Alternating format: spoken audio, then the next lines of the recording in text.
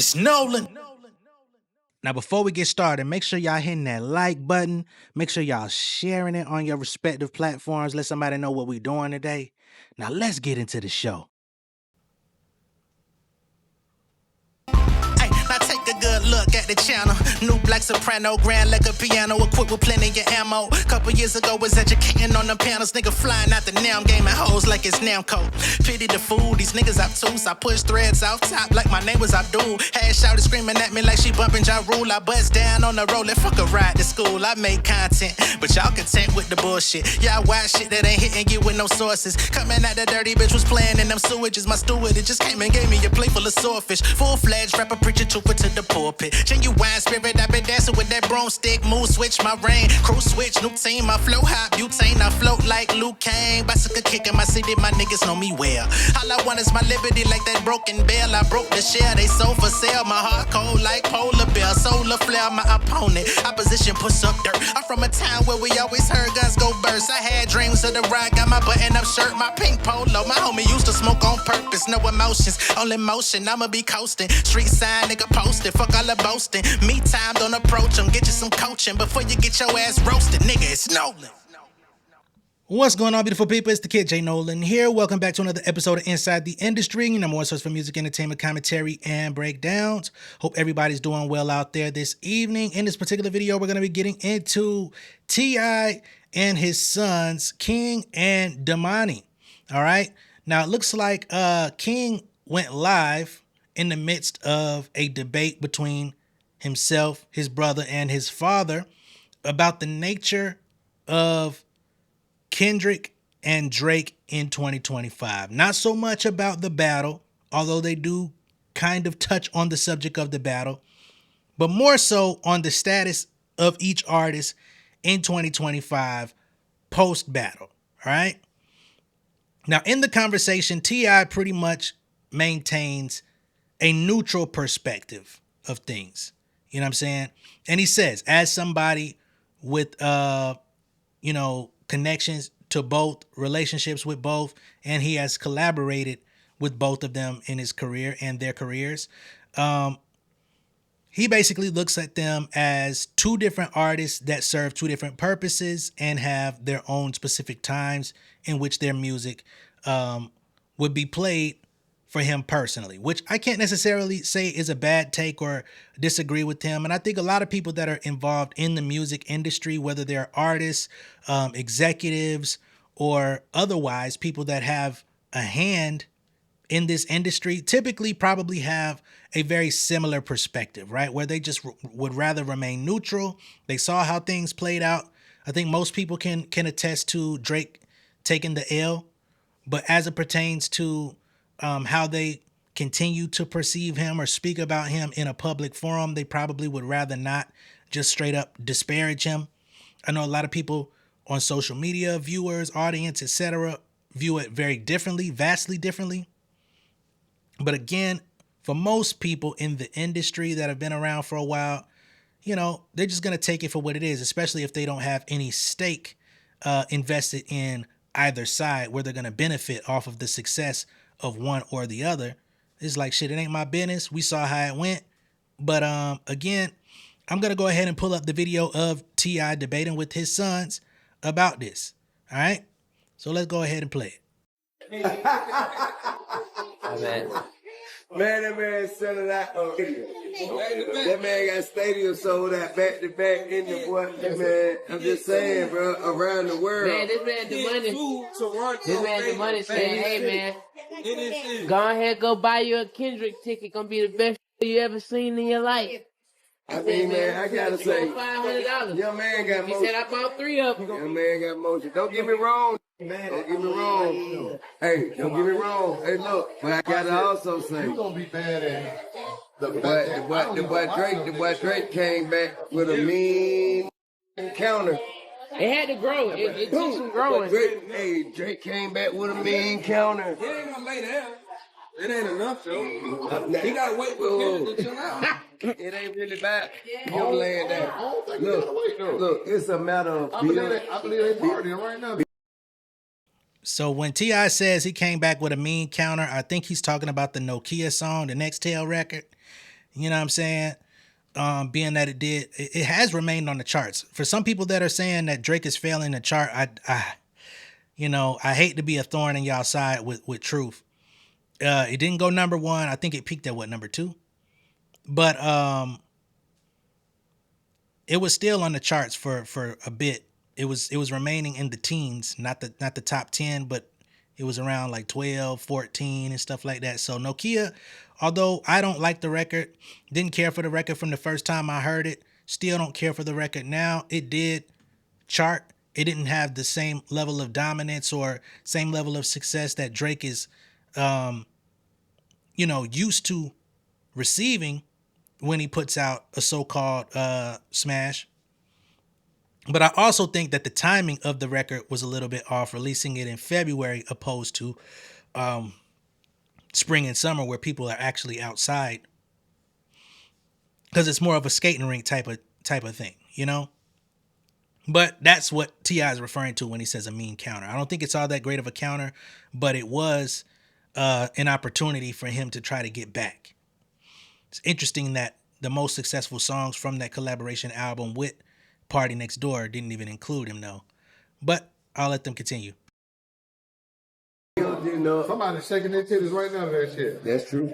Right now. Hey, that's true. It And ain't get even what? 12 o'clock. That's right. And both things can be And real quick, shout out to Damani for saying it's not enough, but it's not enough. right at the same time. There's a bunch of girls shaking their ass to Drake now, and the stadium's full of people singing. They not like us, right? And Kendrick, he did this with one of Kendrick. Both things can be true at the same time. Like that's why I don't like you know what I'm saying? Like when you clash, motherfucker clash, but nigga it can't be like man, both motherfuckers came out. The only reason Drake lost to me was the cease and desist. Well, now, don't get me wrong. If you're talking about a battle, he came out with the fuck up end of the stick. Yeah, He definitely came out with the cease fuck and up end. desist blew. He lost before that, bro. That's Nah, why but you could have kept fighting. You could have kept fighting. Man, He the waved reason why, like bro, that. but look, the reason why, and I'm just saying, I'm just speaking as a who know both of them and who got affiliation with both of them. Bro,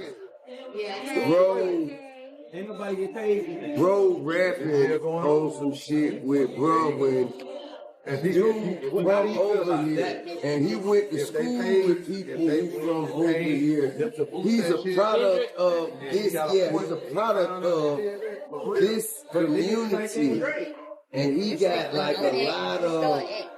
It was a tall motherfucking tree to chop. It was a real tall tree to chop, and I think it was underestimated. I think a motherfucker was really looking at their own strength, not talking, not saying, okay, well, this how this guy could get, this how I could, get caught out there on them.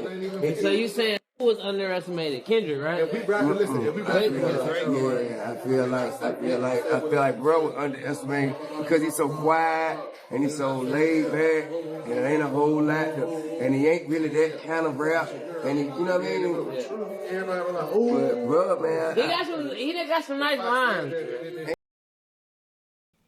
So here, T.I. is basically echoing what everybody already knows, is that Drake underestimated Kendrick because he's quiet. He had taken a nice break. He had dropped Mr. Morale 2022 and had basically taken another break. You know what I'm saying? We didn't know when the nigga was going to pop back out. So it seemed like everything was all peachy keen. Everything was good. And then the nigga just came out and smacked. That nigga said, boom. You know what I mean?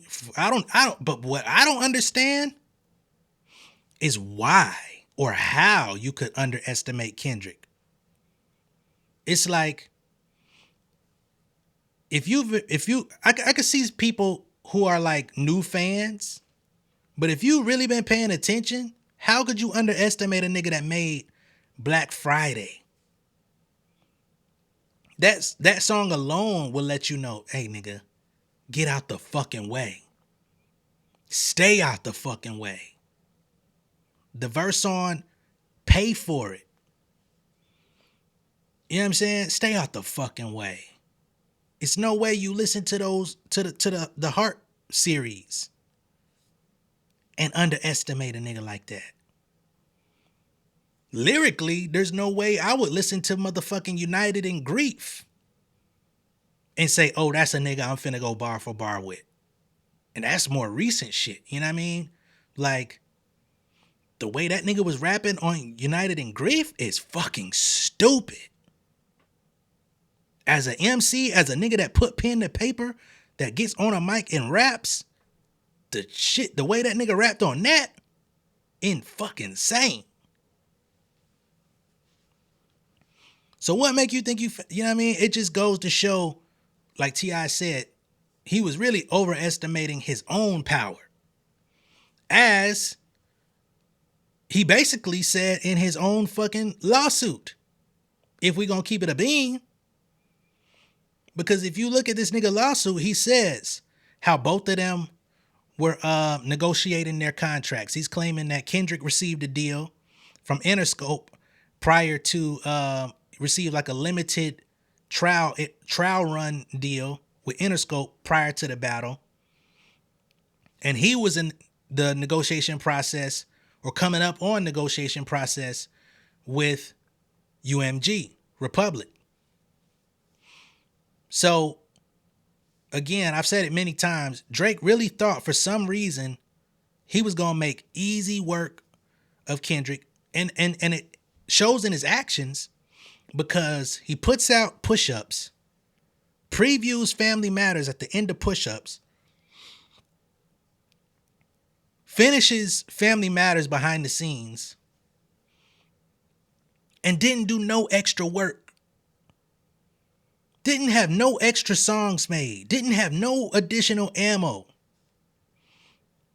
against a nigga who was literally loading up got 100 clips.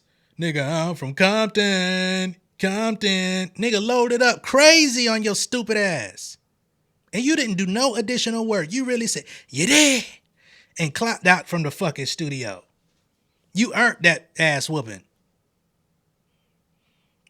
And now we got to deal with the after effects of it because this nigga want to pussyfoot around and sue the label. Let me get back to Tip, though. Lying, man. This man have a Nobel Peace Prize. Now what I'm saying is Drake, he has... Does Kendrick have a Nobel Peace Prize? I know he got the Pulitzer. I didn't know he had the Nobel Peace Prize too, goddamn. You know, they both make good music, but I'm not a real fan of neither. You know, I'm not really a fan of neither. When I say a fan, I mean I happen to really be partial to both. It's a time and a place for everything. There's a time for me to goddamn sit in there and listen to goddamn Money Trees and listen to, you know, a bunch of Kendrick shit. I mean, and then there's a time for me to listen to goddamn Baby Girl. I'm like a more like.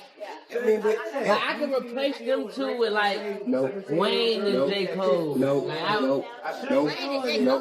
Yeah, but what I'm saying is, look, this is what I'm saying. Them two can't replace. Now, what I'm saying is, that's one thing that could be. That's one thing that can. They are polar opposites. No, I'm not saying they could replace. I'm saying to substitute. Can't substitute. Like no, replace it the same. But I'm saying no. In my playlist, if you look on my playlist, yeah, look. So if you look on my playlist, your Drake and Kendrick on my playlist would look like Wayne and Cole. And see, I'm not really talking about a play. All right, so what King is trying to explain very poorly is he says he's really not all that big of a fan of Drake or Kendrick in the sense that he's not listening to them every day. He says if you take Kendrick and Drake, for instance, if, you know, based on the operative example, because that's the conversation, he's saying he's more prone to listen to J. Cole and Wayne. Okay? To which T.I. responds, you can't replace them niggas. They're irreplaceable, but whatever. You know?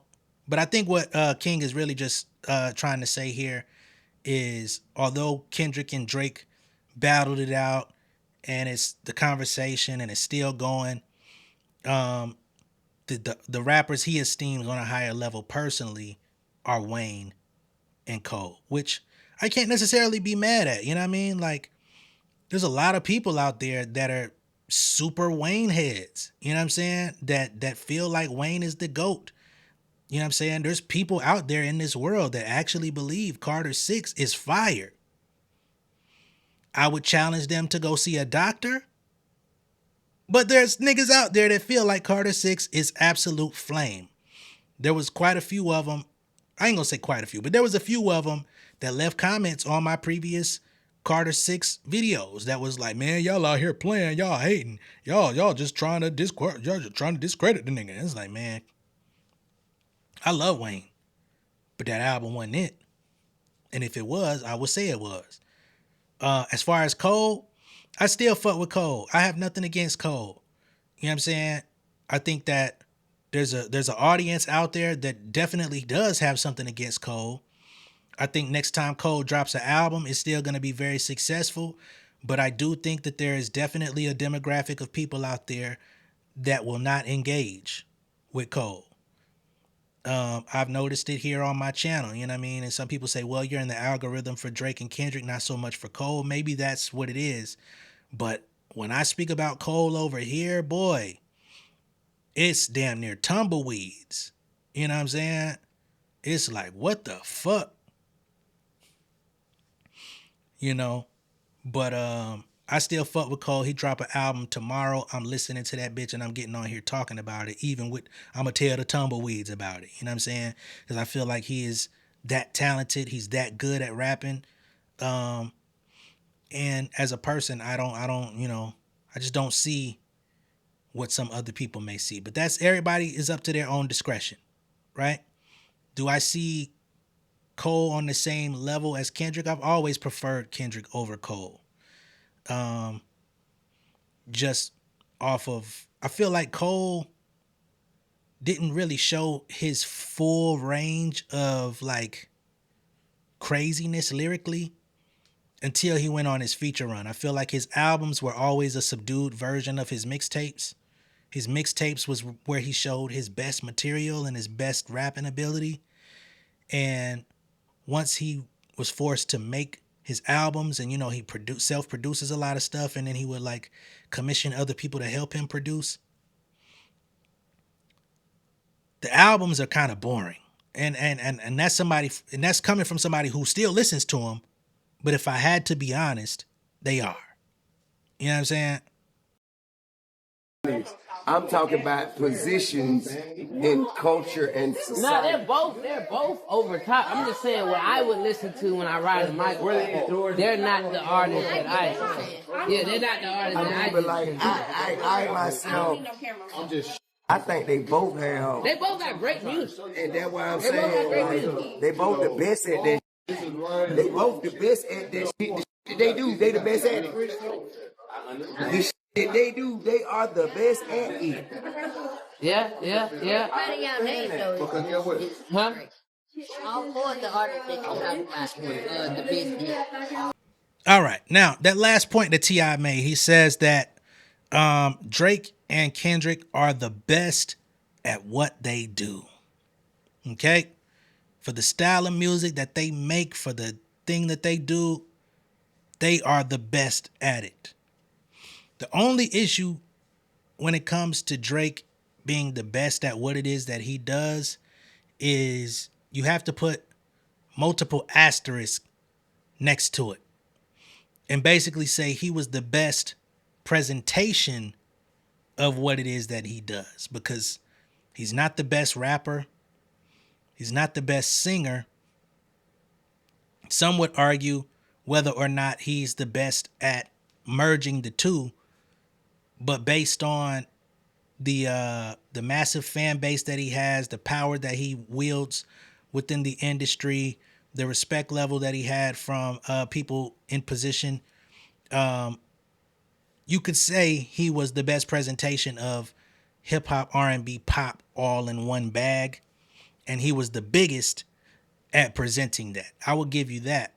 But he's not the best rapper, certainly not the best singer. I actually have hated pretty much all of Drake's singing songs except Hold On, We're Going Home. That's one of the only singing records I ever appreciated from homie. But in terms of Kendrick, I co-sign that. He is the best at what he does. And there's nobody that comes close, really. Unless you want to put J. Cole in that bracket, which I still think there's pretty big differences between those two as well. That doesn't always get talked about, but whatever. All right, so that's T.I. remaining mostly neutral. He did say that Drake came out on the fucked up end of the battle, so he did acknowledge that he took a L. But outside of that, he wanted to, keep it somewhat down the middle. As you can see, Damani in the background, once Cole was brought into the conversation, he moseyed his way on out because he has a very good friendship with Cole. And you could tell by the style of rap that Damani does, Cole is a huge influence for him. So he just bowed out the conversation and went on about his motherfucking day. And I ain't mad at you, Damani, for it. You know what I mean? But let me know what y'all think about this down below in the comments. Be sure to like and share this video. If this is your first time seeing me on YouTube, go ahead and subscribe to the channel. Become an insider. I will catch y'all on the next one. All right, y'all be good out there. Peace. King of my city and cul-de-sac.